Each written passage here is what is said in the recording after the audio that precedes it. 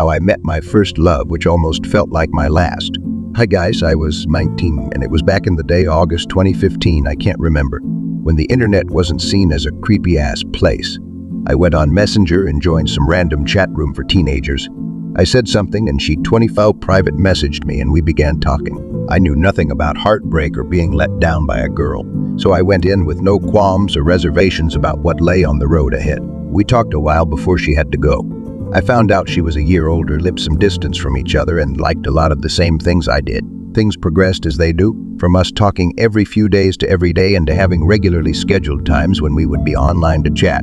Days turned to weeks and weeks into months. She seemed so perfect, so amazing. We liked so many of the same things and had the same goal-oriented mindset. She wanted to be a PA. I wanted to be a lawyer and was pretty cute with short hair. I'm almost certain this is where I got my attraction to girls with short hair. By December, we had traded pictures, nothing inappropriate, and moved to talking on the phone. We would talk for hours about anything and everything and learned how staying on the phone and not saying a single word, how saying nothing could say so much and be an incredible feeling. I would say we were in love. We talked about meeting, hated how we were separated by such a distance until finally I sucked it up. Put on my big boy pants, lied to my parents, and caught the first bus trip I could out there. She picked me up at the station with her friends as we had talked about. And I remember the whole way there, my stomach being full of butterflies. I got off the train and saw her right away. There she was.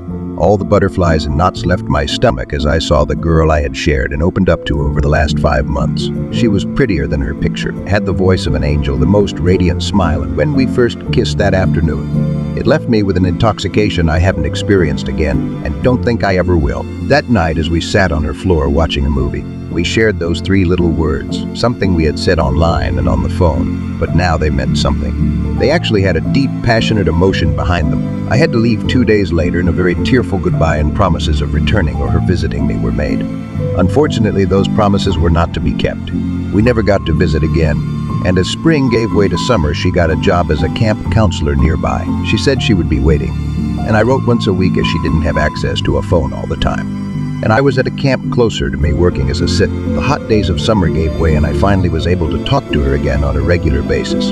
But there was something wrong. She seemed distant and cold right off the bat. I asked if everything was okay and she replied no. We've all heard the story before. She met someone else. He was another counselor at the camp she worked at. Someone she could talk to and see and touch and would be around every day. They talked and got to know one another.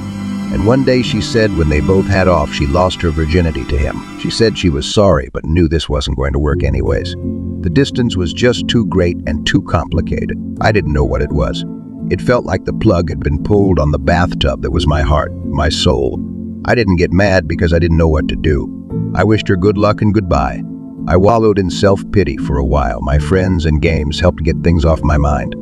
I never talked to her again, but every now and then as I pass through a hospital or study for my anatomy exam, I think about that short-haired girl with the cute freckles and wonder if she thinks about me too. I hope she followed her dream and is doing something great like she always wanted, helping people and making a difference. Maybe our paths will cross again someday, but in this large world of ours, most likely not. Well, hope I find someone like her or better, or maybe just focus on myself instead. Don't think I'm falling in love anytime soon, but I hope on better days ahead.